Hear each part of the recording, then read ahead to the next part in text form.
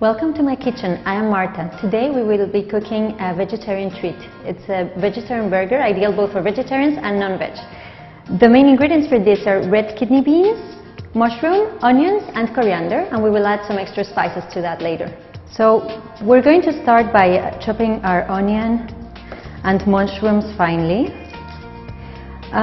If you want to make about 4 burgers, I would say you need 1 medium red onion, probably about 100 grams of mushroom and a 200-gram can of red kidney beans. And to that we will add the coriander. We're also going to add some mustard, salt and pepper, but that's really depending on your taste. So we're going to chop it small like that. And then we will do the same with the mushroom. So we'll cut thin slices and then we will cut those into small squares. So we are going to start by sauteing our onion and our mushroom with a little bit of olive oil. We want to do this at a low heat because we want the onion and the mushroom to cook nicely, but what we don't want is for them to burn. So let's give this a try now. We'll put the onion in there and we're going to put our mushrooms as well. You can obviously use a smaller pan than this if you don't have that much food. And we're just going to keep it here, stirring constantly. We didn't add too much olive oil, as you can see, and we're just going to saute it at a very slow heat for it to cook nice and slowly. So now that our mushroom and our onion are evenly cooked, we're going to prepare our burgers, our vegetarian burgers. In order to do that, the first thing we're going to do is we need to mash this red kidney beans. So we're going to use a mortar. Instead of using anything electronic or electric, we're going to do it the traditional way. We'll get some red kidney beans in there, and this is the fun part of the recipe. We're just going to take out all the tension of the week on the red beans. And if you feel like the pieces are too uneven, or if you feel you want to mash it a little longer, you can also use the fork to do that. So I'll just press that down a little longer now, and it's now time to add our mushrooms and our onions. Toss it around a bit, and we will add, of course, some salt and pepper. I always tend to be careful with the amount of salt that you put. I think it's better to put less and then add more once everything is ready before you're plating it. So now that that part is ready, we're going to chop a little bit of fresh coriander. And we will just chop a tiny bit. I really like coriander. It gives a very fresh flavor, and you're going to see it works very well with this burger. If we serve it afterwards with a nice green salad with some tomato, balsamic vinegar, it's going to taste delicious.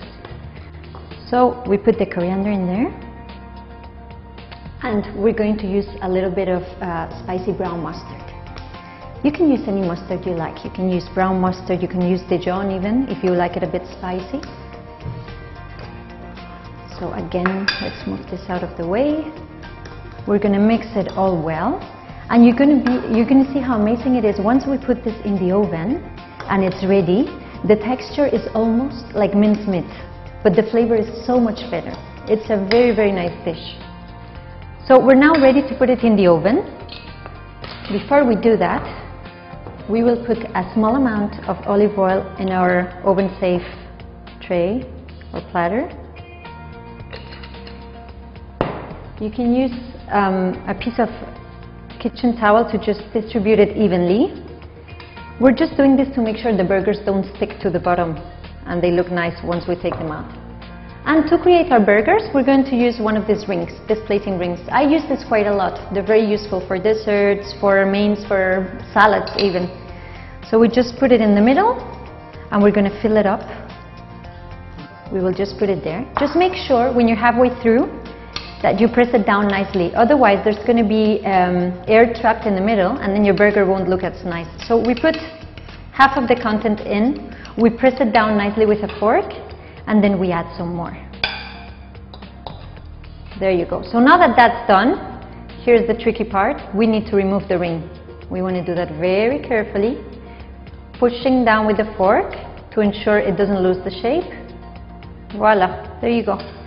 So that's our burger. What we're going to do now is we're going to put it in the oven to make sure it all sort of becomes compact together and it browns a little bit in the outside, and that's going to give it a bit of a meaty feel. It's going to feel like a real burger in a way.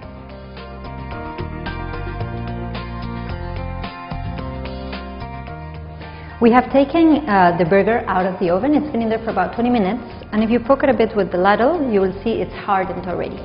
We are going to serve it with just a very simple loyo rosso and cherry tomato salad with some balsamic vinegar and olive oil. We're now going to take it out of the tray. I'm going to use my hands a bit. We'll put it there. We'll sprinkle a bit of sea salt on top. I always like to finish plates with a little bit of sea salt. It gives a nice flavor. And then if you want, if you like mustard, you can serve it with a little bit of mustard on the side. There you go. So that's your vegetarian burger.